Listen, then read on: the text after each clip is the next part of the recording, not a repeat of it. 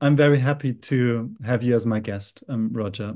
And you're Pleasure. an operative alchemist, and you live in France. Yeah. Yeah. At the foot of Mont Blanc, Oh, wow. the highest mountain in Europe. Well, Western Europe. Yeah. So, what sparks your interest currently in the work or in the world? Everything is of interest. Everything is of interest. I mean, I was asked by a friend of mine, Robin Kaywood, who works with TriStar Alchemy. She goes, let's try and get an elevator ride definition of what alchemy is. You've only got 3 floors, 4 floors of an elevator ride to actually try and explain what it is. And it's a bit of a head spinner, is that one? How do you sum it up in one phrase or whatever? And I had a thought about this, and I think is alchemy is the deliberate and conscious participation in the process of evolution. Wow. That's my definition. So, but then you go, well, what is evolution? What is consciousness? But to sum it up, I would say it's that. And as we were talking about before, uh, is when you put on a pair of alchemical glasses and you look at the world through an alchemical lens, you realize that absolutely everything is alchemy. So, what sparks my interest? Everything is interests me. So, Yeah. Yeah. You mentioned you like cooking. yeah. And what is it that you enjoy about cooking and yeah, how does it, yeah, fulfill or interest you? Well, cooking is alchemy for the common mortal. I think you don't. People go, oh, I don't want to. I can't afford a laboratory or get into all that weird stuff. But your kitchen is a laboratory, and cooking is the taking basic ingredients and exalting them into something that is greater than the sum of the parts. So what arrives on your plate is way bigger than just the ingredients, and Yeah. that's alchemy. Yeah, I often say it's like you have to start with the apple, but Yeah, if you go for a walk in the forest and you see an apple pie, you know there has been a human being yeah, because the birds they won't prepare the apple pie, no, but man does. yeah, So this is also, yeah, and like Paracelsus, he said the weaver is an alchemist, and the wine, the man who makes wine, and yeah, anytime there's an exaltation, how do you see this like exaltation in everything you do in the lab as well? Can you give some examples, maybe like of pro exaltation. yeah, or Make how I make a lot of mistakes. yeah. But as you say, I mean, it's you learn from your mistakes. Success breeds repetition, and so it doesn't evolve. You just repeat the same thing because you know the result that you're going to get. But when you're actually looking for a result, which is a could be interpreted as a moral or spiritual and physical goal, then uh, you end up making a lot of mistakes, and that's what actually drives you forward. I've learned so much by fucking up. Yeah, well, maybe we can give some examples. I was just thinking of something, and like when you take tartar, wine tartar, and so I'm working on it and calcining it and trying to get the white salt. And it's so funny. Like one day I didn't have the time to. I calcined it in huge. Oh, I've got it in the other room. It's like a Yeah, huge um, earthen bowls, yeah. and then so I calcined it, and I just had to leave it outside. And when I came back, like the next morning, because I had to go away, I saw that it became wet, of course, like It's a deliquesce. yeah, Yeah, deliquescent, and so I put just a glass underneath, and it hasn't been calcined to whiteness yet, But what came through, like a filter through the thick earthenware, was absolutely clean. And so from black calcined tartar, Yeah. I had instantly the whitest and Yeah. purest salt of tartar I've ever seen. Usually I pour it from one to the other, or I take a filter paper. So this was like a mistake or something that just happened. So in nature there are no mistakes actually. It's always something that, Nature is oh, perfect. yeah, it's just something succeeds. If I call it success or not is a different story, but nature always succeeds. So nature succeeded, and I just realized, wow, this is amazing. And so from blackness to whiteness in one night. Yeah, well, and plus when it goes into liquid, it deliquesces. It's angel oil. I love that. Huile des anges, as we say in French, and I think that's such a romantic name for it. Yeah. S- So what are some mistakes you think of in the I lab? think, or you could actually, instead of using the word mistake, you could just use the word serendipity, which I like. What does that mean? Serendipity, it means coming across something of a beneficial nature when you weren't even looking for it. Yeah. So it's like, you know, you discover something by accident. That would be called serendipitous, Wow. or serendipity. And I think uh, you have to make mistakes because that's what motivates you to drive forward and get better. And as we said, success breeds laziness. Yeah. So, and even when finding out how to do something one way doesn't mean it can't be done another way. Yes. And so it's endless. Mm. Um, what would be some of the ideas of mistakes that I've made that have been well? Let's go big then. It would be during the work with the Regulus of antimony and pushing. It's called a work on the crystal seal of Hermes, which is the Regulus, which is normally considered as the goal of the operation of making the Regulus that would then be taken forward to make the stone. It's the actual purification process that you use on the Regulus, which is the addition of the niter, potassium nitrate, to actually clean the Regulus.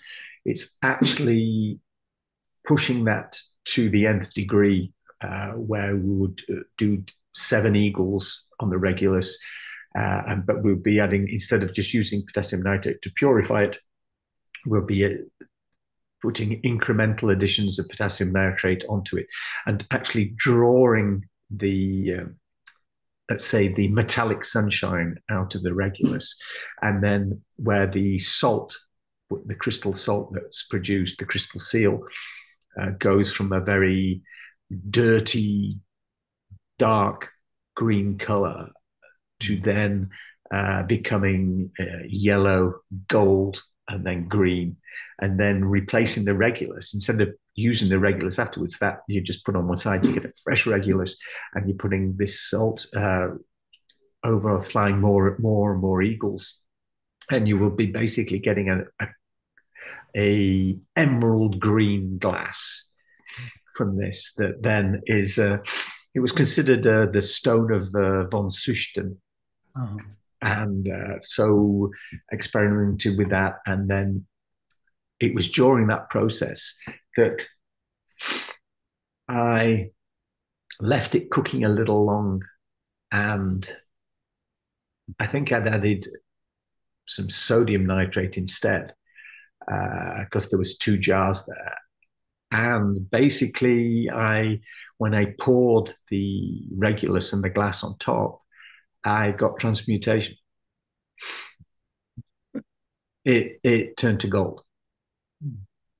And I thought, oh, wow. I mean, I could probably find a photo and show you, but, and there was gold. And I thought, well, that's very interesting. So I thought I would take it further. And when I remelted it, it just disappeared again. So it didn't come back.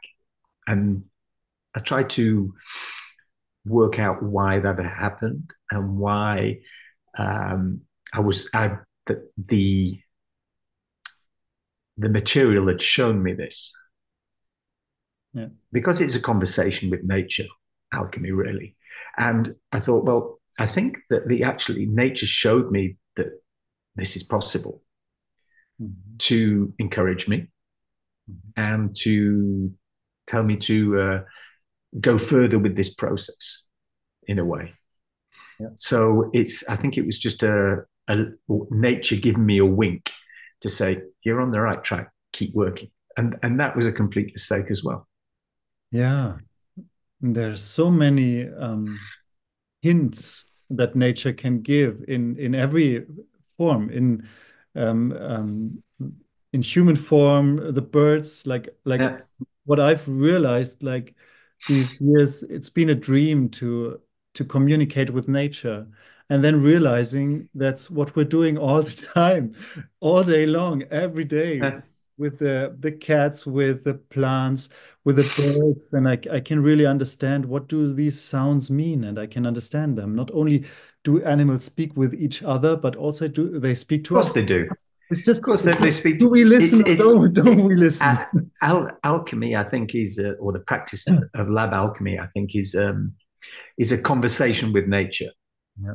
And but the problem is that we're inherently deaf for most of the conversation, deaf and blind, and so we're trying to use nature to help us hear and help us see how she works because nature wants to help us. Yeah. It's just we're just a little ignorant, I think. It's funny. It's like inside me is there's this image like always nature opening up, opening up, opening up, but we can like go stay on our way because I want to go there and not looking left, not looking right, Right. and not listening to the fine nuances. Yeah. Yeah. So maybe really it could you could say that's a new definition of alchemy. We could say alchemy is the art of listening. Yeah. The art of Yeah. listening to nature. That would be a definition I'd really love and enjoy being a musician like on one side. But I also very much enjoy the definition that Avery Hopkins like Yeah. said alchemy is the understanding of how consciousness relates to matter. I think it's Yeah. a very great way of putting it. Also, yeah, and then like a new idea, like a pattern, because nature is always patterns, like Yeah. like a weaving. It's fractal, isn't it? And when you actually see part of the fractal, then you can extrapolate that, and then you just realize that it's just a big web that's connected everywhere. Yeah, this is what I love, seeing the salts from the calcined ashes from the plants, how they crystallize in individual ways, and how you can see what like it's all nature's always true, I find. It's always clear, it's always pure. It's Never only lies. it never lies. It's just and this is she's always right. Yeah. So I can learn from her because she's always right. And I think it's you in on your Instagram page. There's a sentence like learn from nature or follow nature. Oh, let nature be your guide and patience your travel companion. Okay, say it again, please. Let nature be your guide and patience your travel companion. Wow. And I every time I read it and I repeat it because I feel that I never let it out. I do it two or three times because I think such a great gift. Only this sentence to give to people. Only the sentence is such a rich and true guidance. Yeah, thank you so much for what you share with every one of Well, us. this is what I like about Instagram. It was my daughter that said, "You should put your stuff on Instagram, Dad."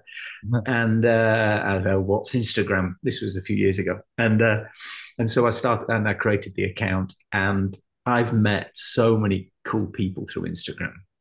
People like you, people like Israel, people like Roark, Daniel, people. It's Daniel Wiseman. Daniel, yeah, Daniel as well. I met through Instagram, Yeah. and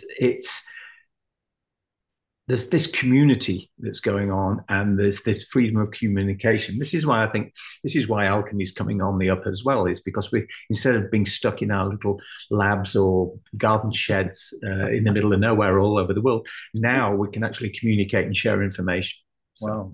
Wow. And it's always happening when people come together, then there's not something new created. And I see like the internet as a connection of light. And just like a mercury sorry. It's like if we have the three principles and I find them in everything. So yeah, sulfur, mercury, and salt, or salt, I don't know how you say in English. So if I see that Instagram or it's a channel. A channel yeah, is neutral. It's just like it's mercury. yeah, It's just being a channel. It's open. It can receive. yeah.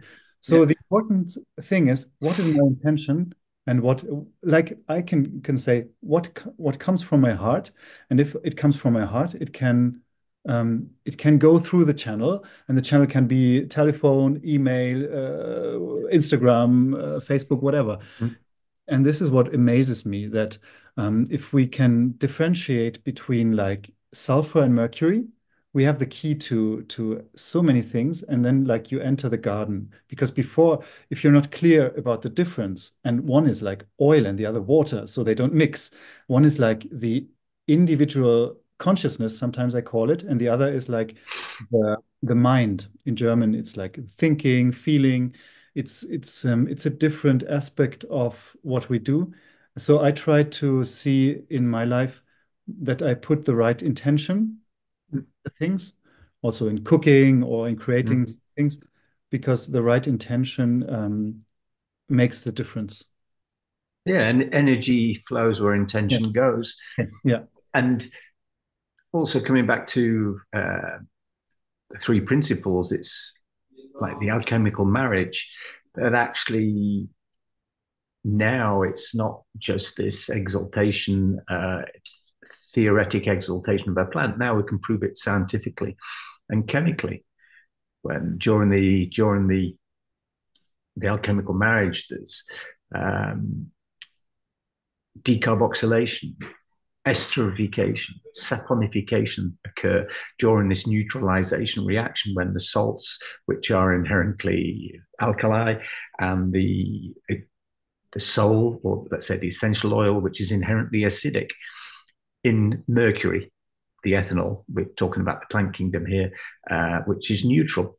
And so you get these reactions, and especially like saponification, where the oily parts of the plant that are not water soluble through saponification become water soluble.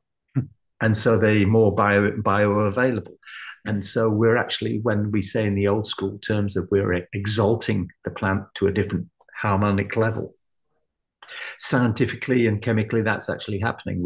You're creating novel compounds that didn't exist in the plant beforehand, that are then synthesized by the alchemical marriage. So we're actually creating a higher version of the plant chemically as well as philosophically.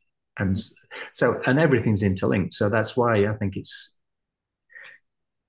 important what's happening, I just how think about this how the, information's coming to light and it's being used, and practitioners like yourself are using this. And it's it's so funny. magical.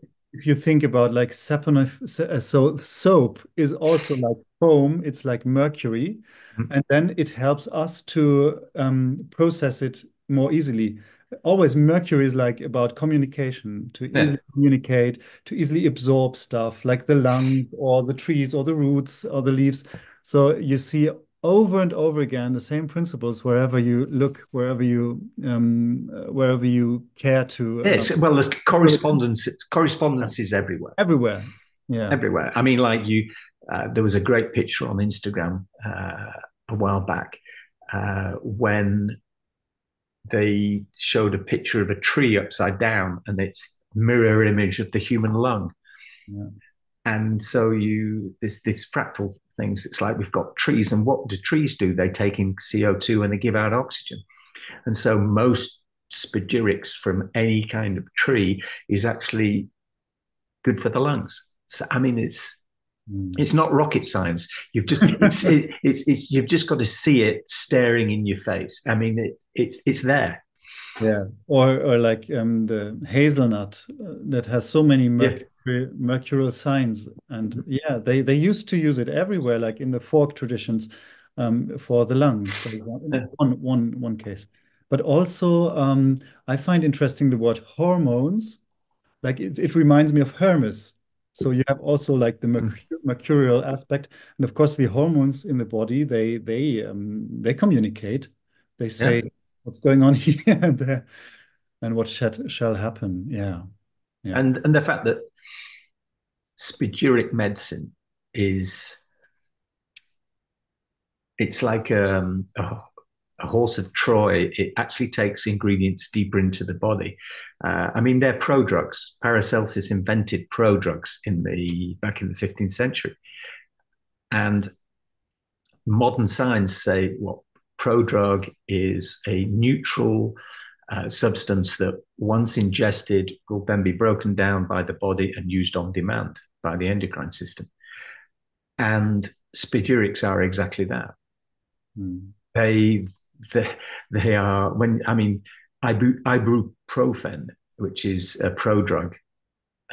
You look on the packet of ibuprofen, and it's got potassium salts and aminic acid. That sounds a bit like a spagyric to me. And Paracelsus, this is like new tech now in the last 10 years. And Paracelsus invented prodrugs that are used on demand by the body. Plus, they bypass first pass digestion, which is the body's primal defense. They go directly into the bloodstream and even past the blood-brain barrier, and are used on demand and broken down by the body. And you can feel And it immediately. yeah, and there are no side effects. Yeah, yeah.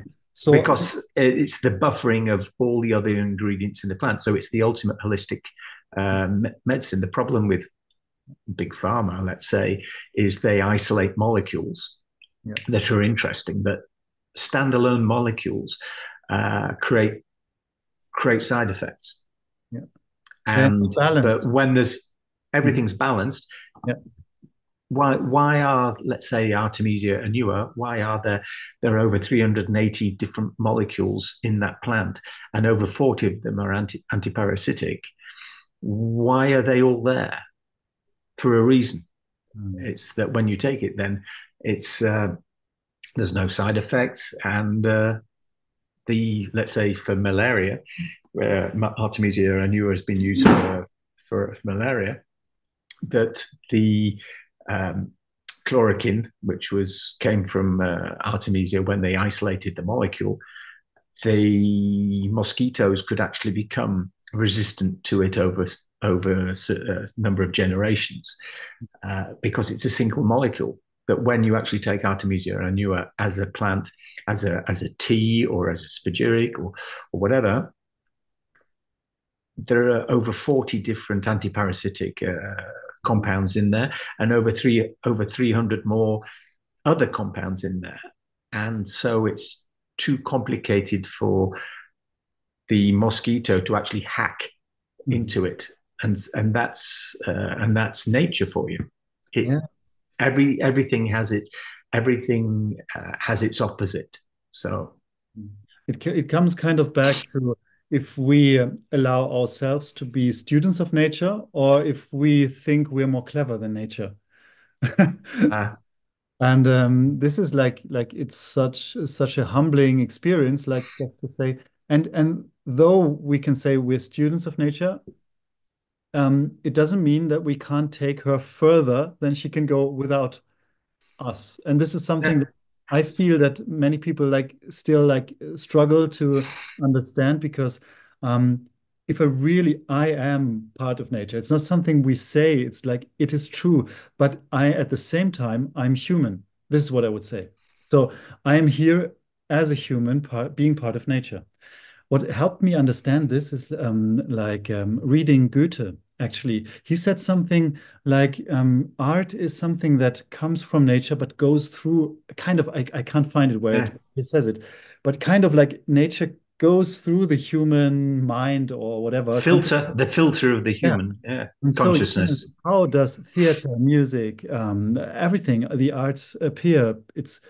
Yeah, it's like it's coming through the human being, and this is something I wish we would also like value more, being human, and I appreciate this experience, being human, very very much, and it's not separated from nature, but it's also not being a squirrel, and it's also not being Angelica or something. It's being human, and it gives, yeah, it gives like sometimes I feel how enjoyable it is, like being having a dog or a cat and playing with them, the children, being in the garden, gardening, also working with minerals. So it's like yeah, we are connected to everything, also the stars, everything, but we can like enjoy yeah, playing with them or being with them because they are an integral part of who we are. And anytime I play with an animal or I get to know the plant, it it opens up the door inside me and I see, oh wow, this is an aspect of myself too. So I become richer and I see myself like the fractal you said before. I'm a fractal of everything. Yeah. And the question is, do I realize it or don't I realize it? Well, And I think you've realized it, and it's just so now you're trying to prove it. yeah, okay.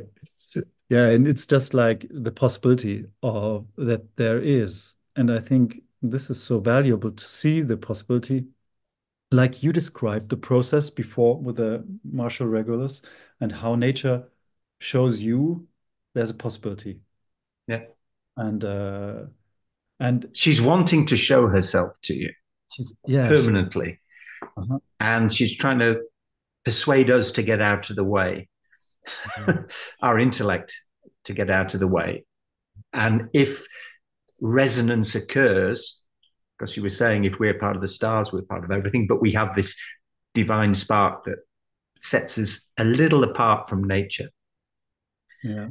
is that if we can actually start creating correspondence and the resonant frequencies within us and without, as within, so without, as the Emerald Tablets says, then we're filling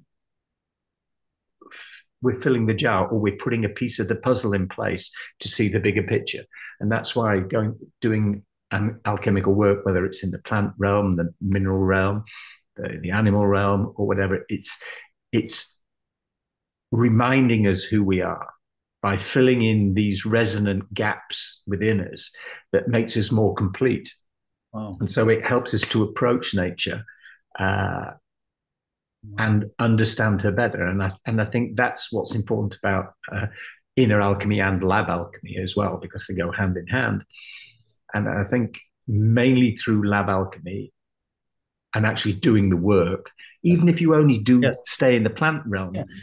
you are filling in, joining the dots, let's say, of a bigger picture. And the more that you can stand back and look at the bigger picture, is that you get a bigger idea of what's actually going on. And I think that's human evolution, spiritual evolution. I think it's the bigger the picture that you get to see through the work that you do, you slowly come to the conclusion that the divine exists. So it's a journey, and that there is a, let's say, an architect Mm. to what we're living and what we're going through, and nature's trying to tell us that all the time. Yeah, this is so much my experience, and so especially the experience of like I've been living for many years, or like always, we've always been living, maybe like many lifetimes Yeah. this way. But when it comes more and more to the light, Mm. because things come to the light, then sometimes it's like it feels it's strong. It's strong, strong for the mind, for the body, for everything, like to take it in as well. And the picture you painted is kind of like a narrow channels and then opening up like well maybe you could say like opening the heart up like oh and wider and wider and wider and Mm. like until like you take everything in and then like every realm talks to you and you understand it better, and by understanding it better you understand yourself better, of course. It's Yeah. the evolution of human consciousness, and I And think let's say the alchemical works, people getting hung up on a particular method to make the philosopher's stone and repeating it and getting the same result, um, is that the more you open yourself up, it's it's to actually open our all our senses to what nature is trying to tell us. And I think to actually create the stone, which is, let's say, the negation of duality in duality. So it's a singularity, let's say, like Christ was a singularity. The stone, I think, is a singularity that has the potential of existing in duality. mm, And I think that it's only the operator that can actually instigate that process. It's not the elements themselves that they're put together. It's the secret ingredient, which is who's doing the work. And looking at nature, spending time in nature, creating resonance between the without and the within. That's the secret, I think. It's to actually, it doesn't matter which angle you look at it from. That's, I think, philosophically is the secret, that you actually educate yourself slowly to dance in tune with nature. And once you start dancing in tune with nature, your work is driven in a way that nature wants it to go. So nature takes you on the journey towards the stone. It's not you looking to manipulate nature to make the stone. You are an inherent part of the process, and you can't do it otherwise. yeah. I'm coming like back to your definition of alchemy. Maybe if you like repeat it a third time, that would be really kind. Oh, The elevator pitch. the elevator pitch. Alchemy is the the conscious, uh, Deliberate. act, the Say that. deliberate and conscious. I've written it down. I've forgotten it already. Hold on. Deliberate and conscious.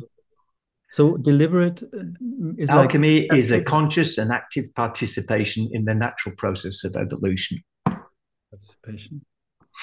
A conscious and active participation. Yeah, yeah, And I like the word like deliberate. It's like liberté, yeah, liberty. yeah, So it's own choice. It's also yeah, like sovereignty, like gold being yeah, sovereign. Yeah. yeah, Free choice. yeah. I choose freely to create something, to It's, let something be created that is yeah, worth or that is like yeah. It's opening the doors yeah, to let it happen. yeah, We are yeah, just getting in the way all the yeah. time. And it's so great just to like also the practitioner who wants to perfect his first spagyric tincture. So doing a calcination, like Mm. or preparing a first spagyric essence and doing a distillation. And I notice now, like the past month and maybe year, that people they get it. They understand. They're working. They're moving around. They're doing things, but they're doing it as if they were doing nothing. It's like stillness. Everything is just stillness. And it's only like seeing, being conscious with the process. I love processes because like Mm. music is always a process. It's going somewhere, then it's like always going in waves. And every distillation and every time on with a fire, this is the same thing that is happening. There's kind of a process, and this process has its own rhythm, and I try to do things just like very little, so it Yeah. can happen the right way. And this is it's a good way to that. And Less is more. yeah. The Yeah. less I do, the it's just like Yeah. You just tweak it. It's yeah, just little things. and then you let it, and then Just the hardest thing is to Mhm. stand back and let it happen. Yeah. But We tend to like, oh, I need to poke it a bit more. Oh, I need to heat it a bit more. Oh, I need no, just leave it be. yeah, It will do it on its own, and that's why let nature be your guide and patience your travel companion. Is because sometimes you've just got to let things go. I mean, what I love in the lab is like I have an incubator, and sometimes I'll put something in there, and then I'll just forget.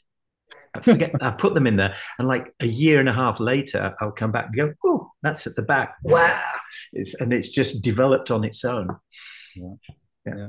the So salts growing up the side, even like a plant stone that just manifests itself. It's just does it all on its own. yeah, so we can start things, and then we can also like let it go. And this is really when the beautiful processes always work like this, that I'm really like detach or just let them be. And I enjoy the whole of it. So in this moment, I want to thank you very, very much, Roger, for being, can I say, for being my guest, for letting me be your your guest. No problem. It's always both ways. It's Yeah, always yeah. both. Well, yeah. As within, so without. Yeah. So, So well, I let's do this again sometime. yeah, I wish I'd like you to like speak about something you wish to speak about. Like you have this website, O Chaotique. It's like French, O Yeah.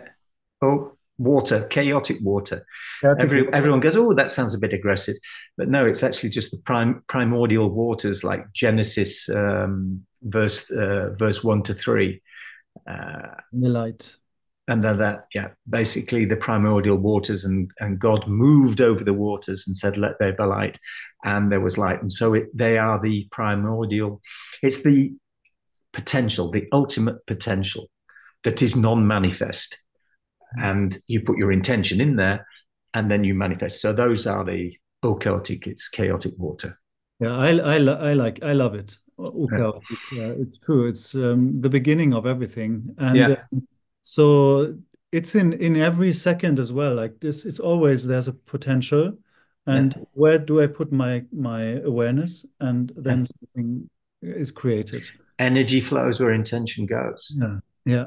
But thank you for your time and attention, and for being on the first English is the ever first ever English podcast on my Oh well, channel. yeah, yeah.